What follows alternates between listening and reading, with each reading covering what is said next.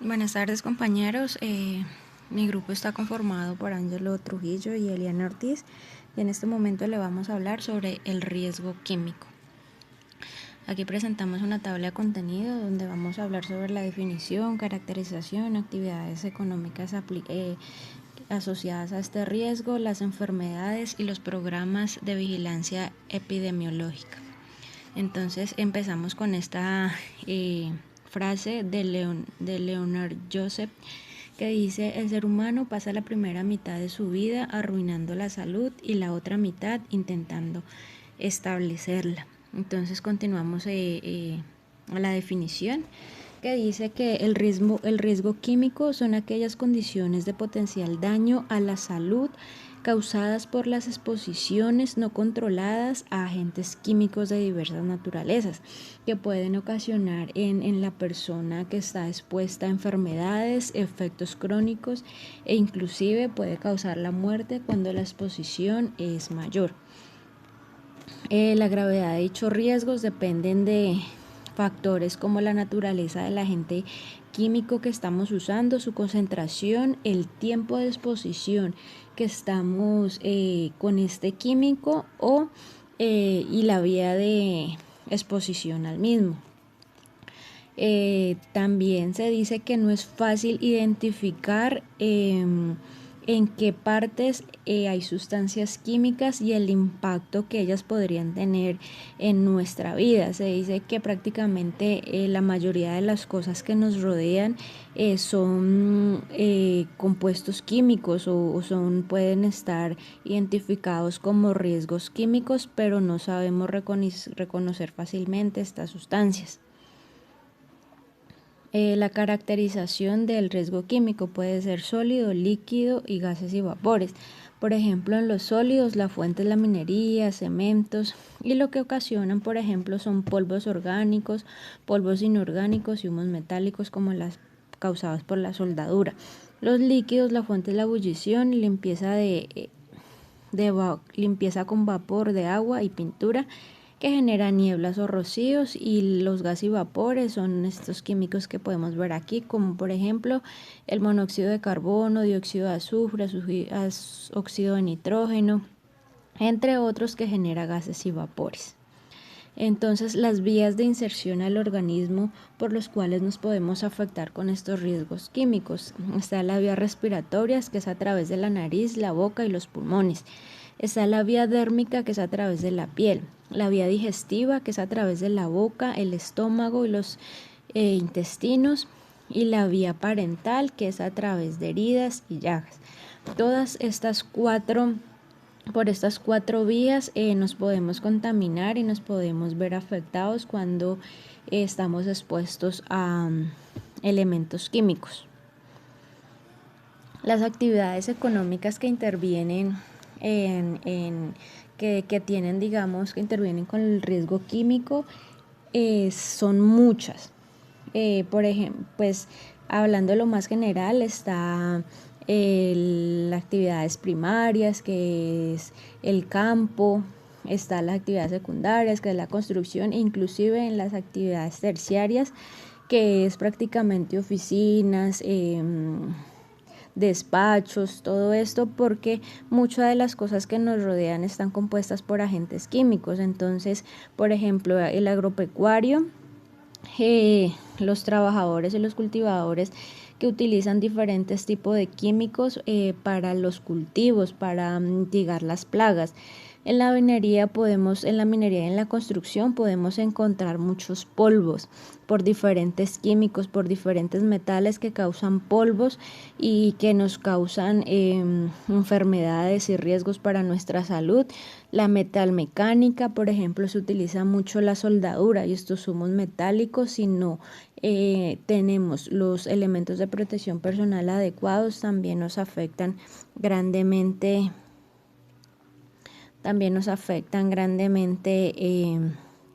la salud. A continuación vamos a ver las enfermedades generales. Y otros sectores que también son muy afectados al riesgo químico son los laboratorios. las empresas que trabajan investigando todo lo que es las partes químicas, nuevos medicamentos, esos están muy expuestos a diferentes sustancias que pueden causar enfermedades también. Entonces, algunas enfermedades generadas pueden ser irritantes, que son las que ocasionan reacción inflamatoria de las mucosas, que pueden tener un olor desagradable, pueden producir ardor, inflazón, picazón o alergias. Un ejemplo de estas pueden ser los elementos, los químicos que usamos para el aseo en nuestras casas, que al combinarlos a veces pueden causar ardor en la garganta e inflamación. Otro es la neumoconióticos, que corresponden a sustancias químicas sólidas que se van depositando y acumulando en los pulmones, originando reacciones específicas de acuerdo con el producto. Por ejemplo, esto podemos encontrarlo en los polvos de sílice, el polvo, por ejemplo, de asbesto, que puede causar asbestosis, el oxígeno de hierro, que produce siderosis, y el polvo de carbón. Por ejemplo, están otros también que pueden ser tóxicos, que son los sistémicos, que al ingresar al organismo del individuo por la vía digestiva, dérmica o respiratoria, se distribuyen a través de esta, causando efectos como de carácter crónico o agudo en los diferentes organismos y en el sistema nervioso. Un ejemplo de ellos es el alcohol metílico, el mercurio, el bilsulfuro de carbono. Y otros que pueden causar enfermedades y afectar nuestro sistema también hepático. Otra es por medio de otros son los que causan enfermedades asfixiantes o reacciones asfixiantes, los cuales los conforman sustancias que no son capaces de impedir la llegada del oxígeno a los pulmones o de reducir la cantidad de este disponible en el aire. Pueden ser simples o químicos, por ejemplo, como los gases nobles, el nitrógeno, el monóxido de carbono, entre otros.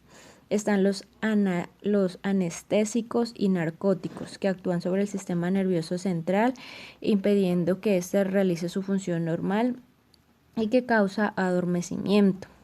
Un ejemplo de estos es la xilicoína, los óxidos nitrosos.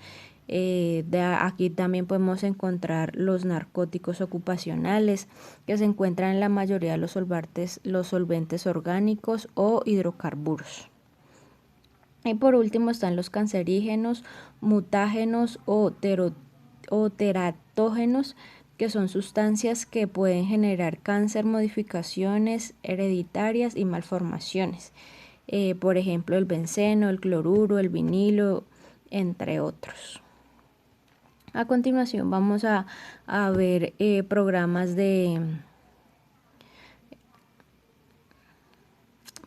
vigilancia epidemiológica, en los cuales encontramos este artículo 11, 15, 18 y 19, que habla de las responsabilidades en el manejo de residuos peligrosos, donde dice que tenemos responsabilidades por parte del generador, por parte del fabricante e importador de la sustancia química, del receptor y del transportista. Todos estos entes mencionados anteriormente deben de hacerle la debida disposición y manejo de todos los residuos químicos que estén manejando en este momento y que no ocasionen daños a la salud ni al medio ambiente.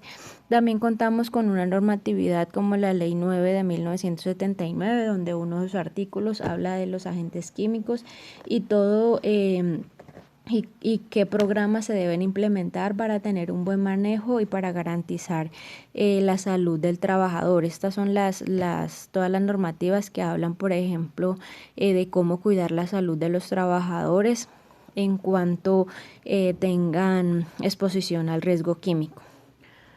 Otro programa de vigilancia epidemiológica es el almacenamiento de sustancias químicas, donde dice que el personal debe estar debidamente capacitado y contar con los EPPs requeridos para la manipulación de este agente químico.